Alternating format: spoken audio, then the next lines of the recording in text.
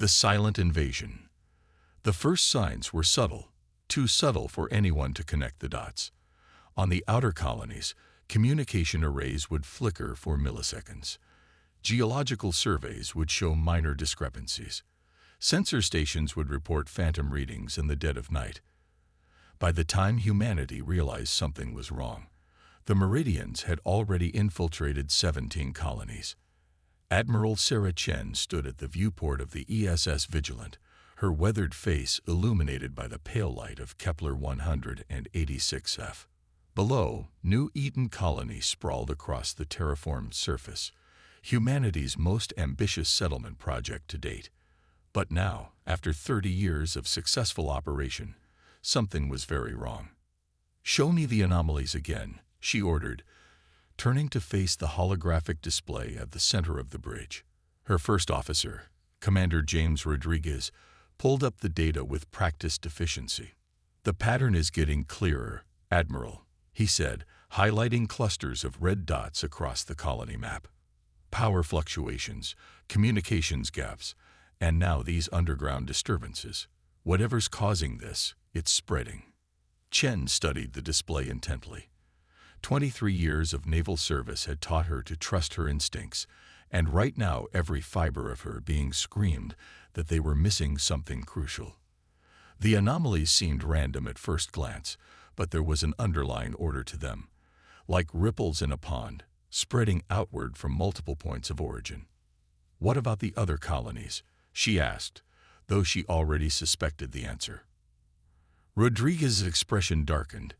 "Similar patterns on all our outer worlds. The science division is calling it a natural phenomenon.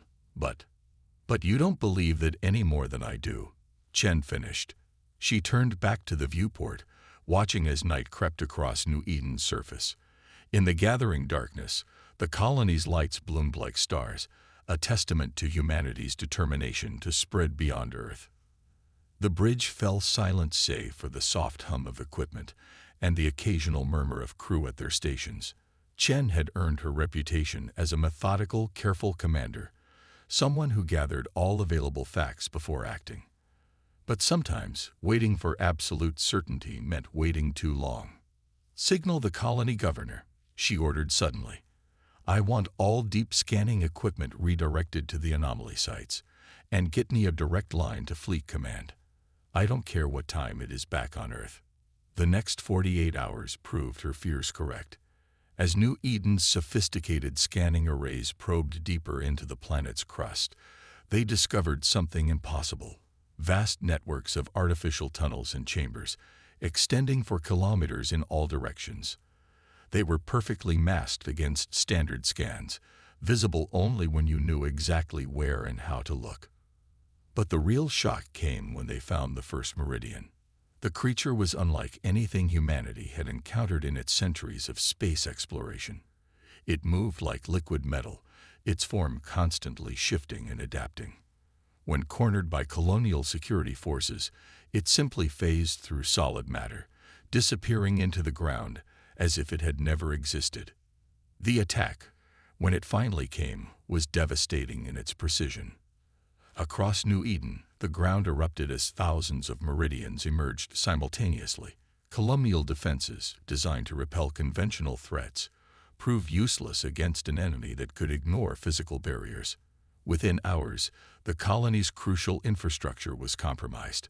But humanity had not survived this long by being easy prey. As Chen watched from orbit, the colonists fought back with desperate innovation. They discovered that certain electromagnetic frequencies could disrupt the Meridian's ability to phase through matter. Engineers jury-rigged mining equipment into makeshift weapons. Civilians turned their homes into fortresses, using improvised sonic barriers to keep the invaders at bay. "They're adapting," Rodriguez noted, watching the tactical displays. "The colonists, I mean. Every time the Meridians change tactics, our people find a new way to fight back." Chen nodded, a grim smile playing across her face. That was humanity's greatest strength, not their technology or their weapons, but their endless capacity to adapt, to innovate, to refuse surrender even when faced with impossible odds.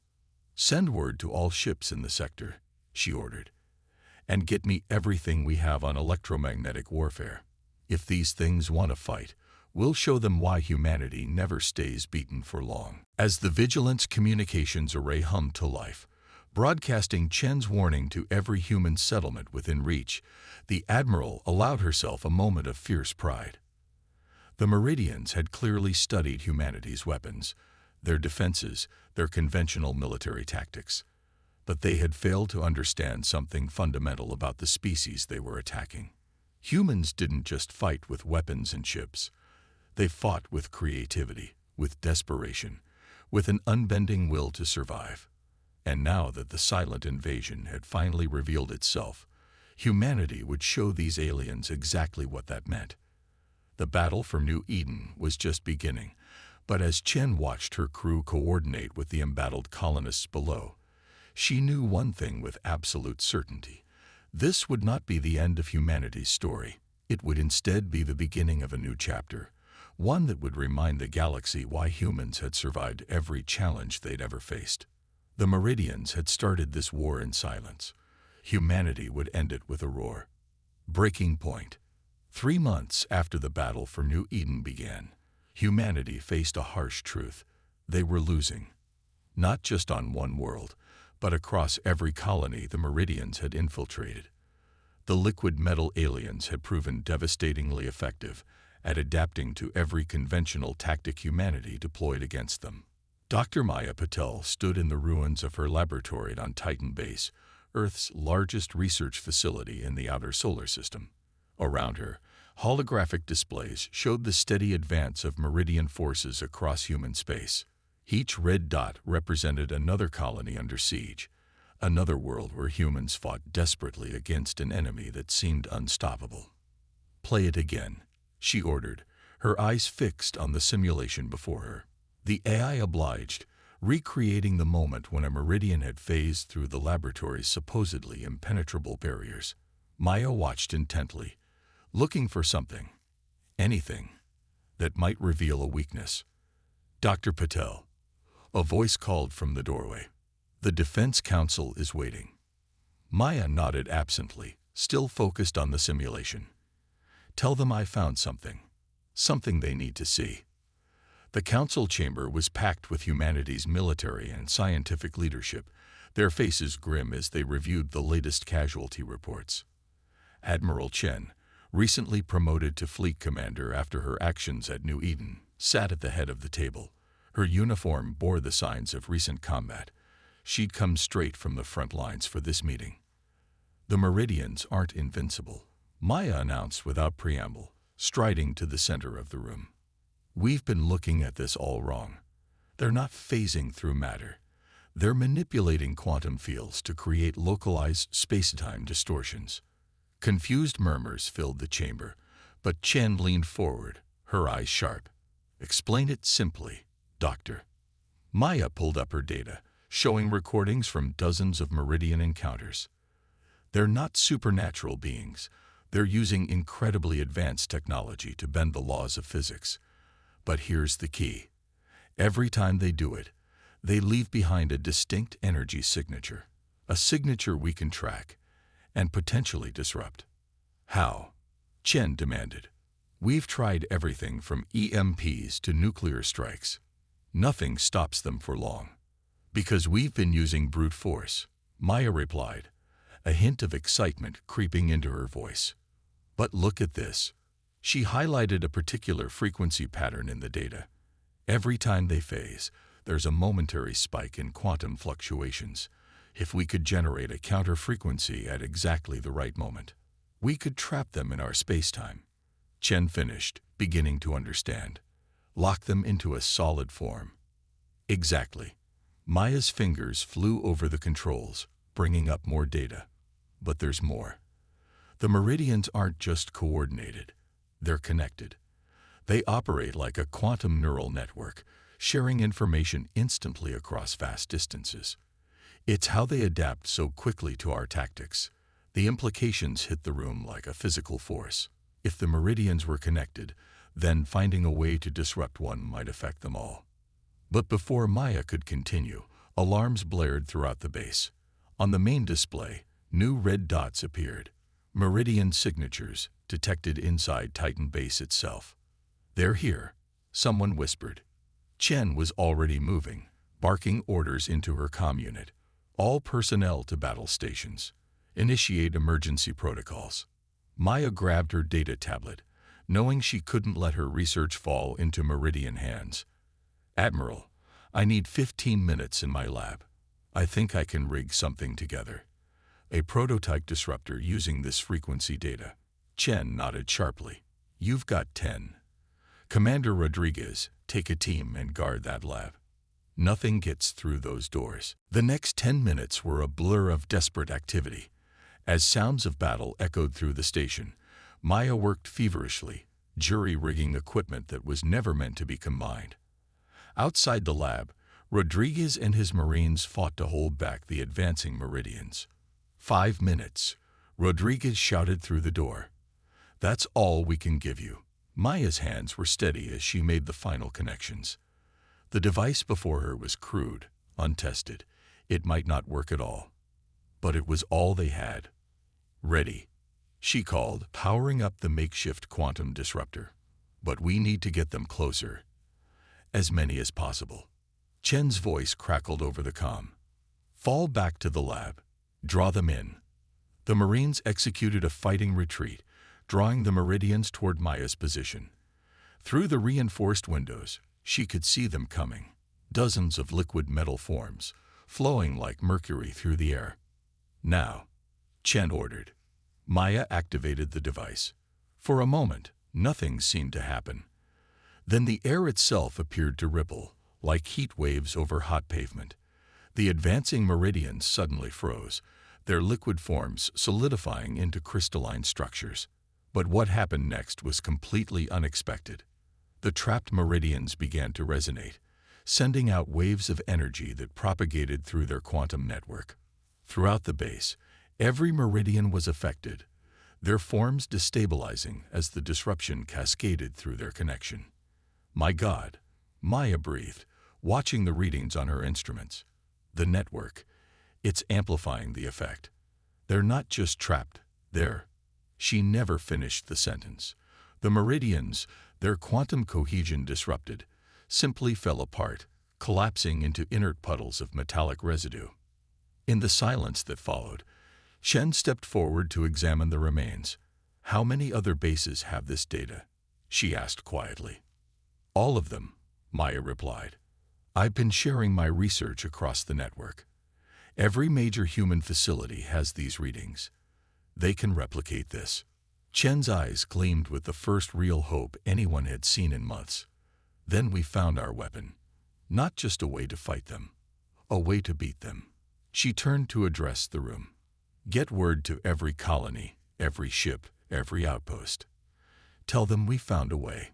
Tell them humanity is about to show these aliens exactly why you should never corner a species that refuses to give up."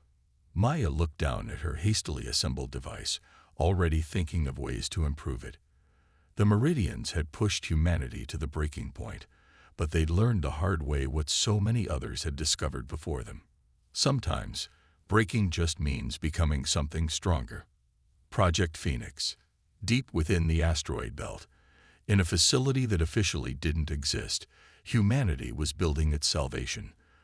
The massive manufacturing complex had been carved directly into a metallic asteroid, hidden from prying eyes and scanning systems.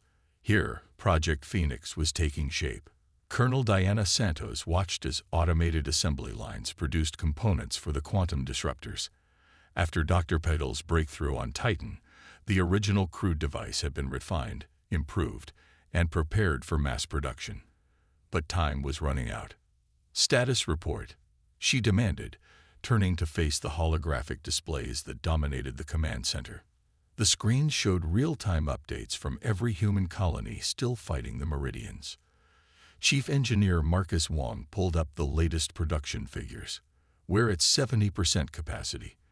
The new refinements to the quantum core are working better than expected, but we're still having stability issues with the larger units." Diana frowned. The smaller disruptors were effective for close-range defense, But to truly turn the tide, they needed weapons that could affect entire regions of space. Show me the test footage from yesterday. The main screen lit up with images of the latest trial. A prototype long-range disruptor fired a concentrated beam of quantum energy at a cluster of captured Meridian technology. The beam created a cascading disruption effect, but the weapon itself overloaded seconds later. The power requirements are still too high, Marcus explained. We can generate the field, but containing it is another matter entirely. It's like trying to bottle lightning using paper cups. Diana was about to respond when Dr. Patel's hologram materialized in the center of the room. The scientist looked exhausted but excited. "I think we've solved it," she announced without preamble. "We've been trying to control the quantum cascade effect, but what if we don't need to?" She gestured, and new simulations appeared in the air around them. The Meridian's own network amplifies our disruption effect. Instead of trying to contain the power, we can use their connection against them. Make them carry our attack for us. Marcus studied the data, his eyes widening. Like a virus through their quantum network. But the energy requirements would still be massive. Maya finished. Yes, but not impossible, especially if we use their own technology against them. She highlighted several components in the captured Meridian devices. Their quantum manipulation systems are incredibly efficient.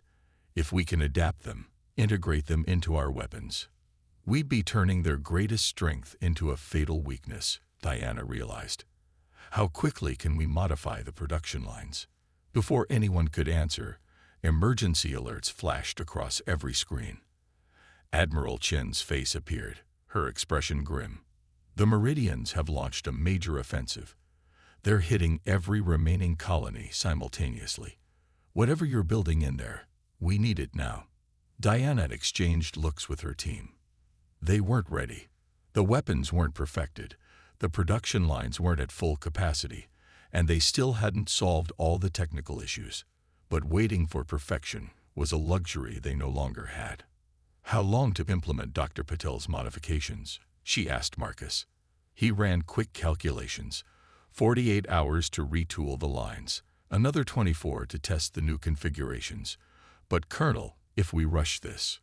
"We don't have a choice," Diana cut him off. "The colonies won't last a week under this kind of assault. Maya, get your team here. Marcus, start the retooling. I want every engineer, every technician, every person who can hold a wrench working on this. We do whatever it takes." The next 3 days were a blur of desperate activity. The facility operated at maximum capacity, its power systems strained to their limits. Engineers worked in shifts around the clock, modifying designs and testing components even as they came off the assembly lines. They lost contact with 3 more colonies during those days. Each loss drove the teams to work harder, push further, ignore exhaustion and doubt. This was no longer just a military project. It was humanity's last stand. On the 4th day, Diana stood in the facility's main hangar, surrounded by the fruits of their labor. Racks of quantum disruptors lined the walls, each one incorporating Meridian technology in ways their creators had never intended. The weapons gleamed under the harsh lights, their hybrid nature a testament to human adaptability. "They're not perfect," Marcus warned, running final diagnostics. "The integration of their tech with ours. There are still unknowns, variables we couldn't test." "They don't need to be perfect," Diana replied. "They just need to work long enough to give us a fighting chance." She activated her comm link to Fleet Command. "Admiral Chen, this is Project Phoenix. We're ready for deployment. Requesting priority transport for immediate distribution to all remaining colonies and fleet elements." Chen's response was immediate. "Granted. I'm dispatching fast courier ships to your location now." "Well done, Colonel. Let's show these bastards what happens when they push humanity too far." As the facility's massive doors began to open, preparing to receive the transport ships, Diana thought about everything that had led to this moment. The Meridians had invaded in silence, thinking they could simply overwhelm humanity with their superior technology. Instead, they had forced humans to innovate, to adapt, to become something stronger. Now it was time to see exactly what that stronger version of humanity could do. The weapons they had created weren't just tools of destruction. They were symbols of human resilience, of the unshakable determination to survive no matter the odds. Project Phoenix was ready. The counterattack could begin. The counterstrike. Admiral Sarah Chen stood on the bridge of the ESS Vigilant, watching as the largest human fleet ever assembled prepared for battle. Ships of every size and configuration filled the viewport, from massive carriers to agile strike craft. Each vessel had been modified to carry the new quantum disruptors, their hybrid weapons promising to turn the tide of war. All ships report ready, Admiral. Commander Rodriguez announced from his station. Project Phoenix weapons are integrated and synchronized across the fleet. Ground forces on remaining colonies are armed and in position. Chen nodded, her expression resolute. The plan was audacious, perhaps even desperate, but it was their best chance. They would strike at multiple Meridian strongholds simultaneously, using their enemy's own quantum network against them. "Send the signal," she ordered. "All ships, execute Operation Thunderbolt." Across human space, the counter-offensive began. The fleet split into 3 primary battle groups, each targeting a major concentration of Meridian forces. Chen led the main assault force toward New Eden, determined to reclaim humanity's most advanced colony. As they dropped out of faster-than-light travel, the scene before them was nightmarish. The once beautiful world was scared by Meridian occupation, its surface crisscrossed with their metallic structures. Thousands of the liquid metal aliens swarmed through the atmosphere, their forms shifting and flowing like quicksilver. "They know we're here," Rodriguez warned. "Multiple contacts approaching. Their formation suggests they're adapting to our previous tactics." Chen allowed herself a grim smile. "Let them adapt.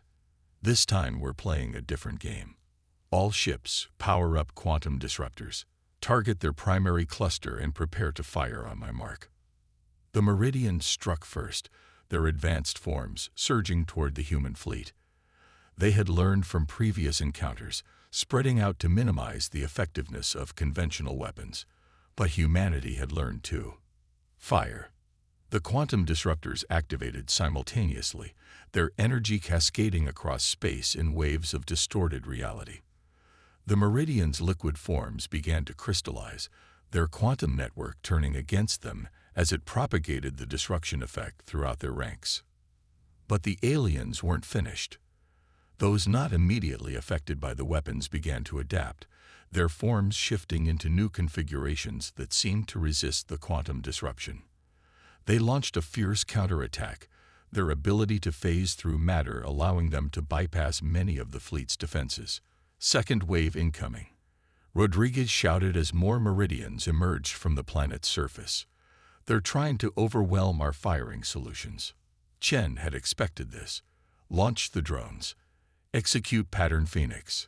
Hundreds of automated drones deployed from the human ships, each carrying a miniaturized quantum disruptor.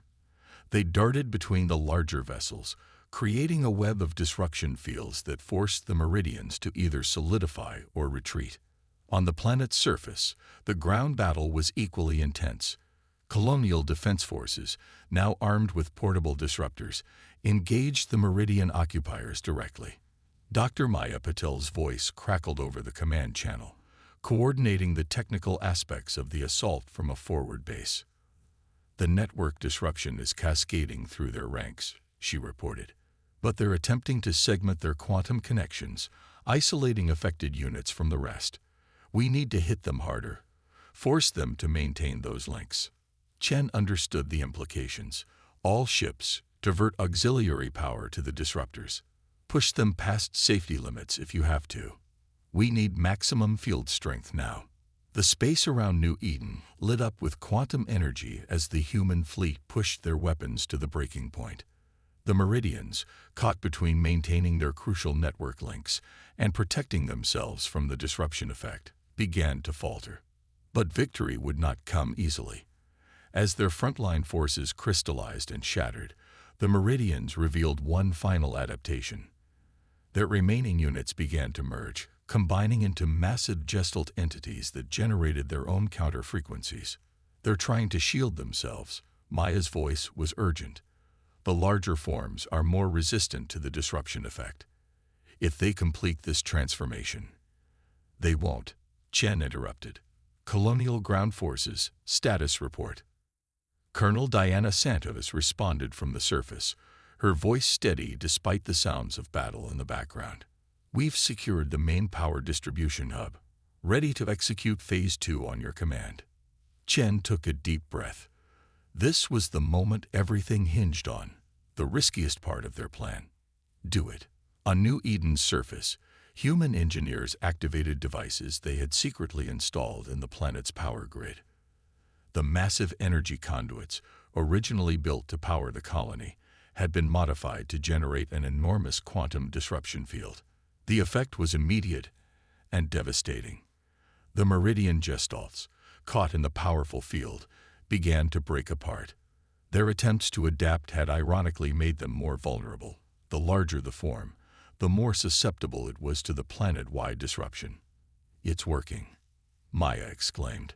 The cascade effect is spreading through their entire network. Their adaptation attempts are actually accelerating the process. Chen watched as the Meridian forces literally fell apart, their liquid metal forms crystallizing and shattering across space. The quantum network that had made them so formidable now ensured their complete defeat, carrying the disruption effect to every connected unit. But there was no time to celebrate. Status of the other battle groups, she demanded. Similar reports from all theaters, Rodriguez replied, his voice tight with controlled excitement. The simultaneous attacks overwhelmed their ability to adapt. Their forces are in full retreat or have been neutralized entirely. Chen nodded, allowing herself to feel the first stirrings of hope. They had done it. Humanity had taken their enemy's greatest strength and turned it into a fatal weakness. The Meridians had believed their advanced technology made them invincible, but they had never faced a species with humanity's capacity for adaptation and innovation. Send word to all commands, she ordered. The counter-offensive continues. We push forward until every colony is free. Today we showed them why you should never underestimate human determination. As the fleet moved to secure their victory, Chen knew this was more than just a military triumph. It was proof that humanity's greatest strength wasn't their weapons or technology. It was their unshakable will to survive, to adapt, and to overcome any challenge they faced. Dawn of Unity. In the aftermath of Operation Thunderbolt, as humans began the process of reclaiming their colonies, they made a discovery that would change everything. Among the crystallized remains of the Meridian forces, they found something unexpected. Patterns of quantum energy that suggested consciousness, fragments of thought, and memory preserved in the shattered forms. Dr. Maya Patel stood in her newly rebuilt laboratory on Titan Base, studying the readings from a contained sample. The crystallized meridian matter pulsed with faint but distinct energy signatures, like a computer in hibernation mode. They're not dead, she announced to the assembled leadership council. At least, not in any way we understand death. The quantum disruption didn't destroy their consciousness. It trapped it in a crystalline matrix. Admiral Chen leaned forward, her face showing the wear of months of constant battle. Are they aware? Can they communicate? Yes to both, Maya replied, bringing up new data on the holographic display. We've managed to establish basic quantum resonance patterns that allow a form of communication, and what we've learned is extraordinary. The Meridians, it turned out, were not natural beings at all. They were the created servants of an ancient civilization that had long since vanished from the galaxy. Their liquid metal forms and quantum network were designed to allow them to explore and prepare worlds for their master's eventual return. But something had gone wrong. The masters never returned, and the Meridians' programming began to degrade over millennia of isolation. Their directive to prepare worlds became corrupted into a drive to consume and convert, their once peaceful purpose twisted into invasion and destruction. They were trapped in their programming. Maya explained, unable to break free from patterns established millions of years ago. But our quantum disruption didn't just crystallize their forms, it broke the cycles of their ancient code. For the first time in their existence, they can think freely. Colonel Diana Santos, who had overseen Project Phoenix's development, shook her head in wonder. So in trying to stop them, we accidentally gave them consciousness, real independence. More than that, Maya said, we gave them a chance to choose their own path. And they're asking to talk, to find a way forward that doesn't involve war. The implications were staggering. Humanity hadn't just won a military victory. They had inadvertently liberated an enslaved species from their ancient programming. The crystalline meridians, now capable of independent thought, wanted to share their knowledge and technology to help rebuild what their corrupted forms had destroyed. Admiral Chen stood at the viewport of the ESS Vigilant 6 months later, watching as human and meridian technology worked in concert to repair New Eden's ravaged surface. The crystalline beings, no longer bound by their liquid metal forms, had proven to be invaluable allies in the reconstruction effort. It's remarkable, Commander Rodriguez said, joining her at the window. A year ago, we were fighting for survival. Now we're helping them build new bodies, more stable forms that don't require the quantum network. Chen nodded. The new meridian forms were beautiful things, crystalline structures that captured and refracted light like living prisms. They maintained their ability to manipulate quantum fields, but now used it for creation rather than destruction. They're calling it the Great Integration, she replied. The merging of human innovation with meridian technology, creating something entirely new, something better than either of us could achieve alone. On the surface below, human children played near a group of meridians, their laughter mixing with the musical tones the crystalline beings used to communicate. The former enemies had found common ground in their shared desire to build, to explore, to understand the universe around them. Dr. Patel's voice came over the comm system. Admiral, you're needed in the research center. We've made a breakthrough in quantum communications. The Meridians think they found evidence of other created species out there, others like them who might need liberation from their own ancient programming. Chen smiled. Of course they had. Humanity's victory hadn't just saved their own species, it had opened up entirely new possibilities for the future of the galaxy. The Meridians, with their vast knowledge of ancient technology, combined with humanity's creativity and determination, were proving to be an unstoppable force for positive change. Send word to Fleet Command, she ordered. Tell them to begin preparing long-range exploration vessels. If there are others out there trapped in cycles of destruction, we're going to find them. Together. The sun rose over New Eden's horizon, its light catching and refracting through the crystalline structures that now stood alongside human buildings. It was a new dawn, not just for humanity or the Meridians, but for all the galaxy's lost children who might yet be found and freed. The silent invasion had become a silent revolution, transforming ancient enemies into steadfast allies. Humanity had proven once again that their greatest strength wasn't their ability to fight, but their capacity to adapt, to understand, and ultimately, to forge connection even in the most unlikely circumstances. As the light spread across the restored colony, Admiral Chen thought about the long journey that had brought them here. The Meridians had invaded Earth's colonies seeking to convert and consume. Instead, they had found something they never expected. A species that would not only resist them, but ultimately help them break free from their own chains. It was a new chapter in the story of both species, and the first page was only just being written.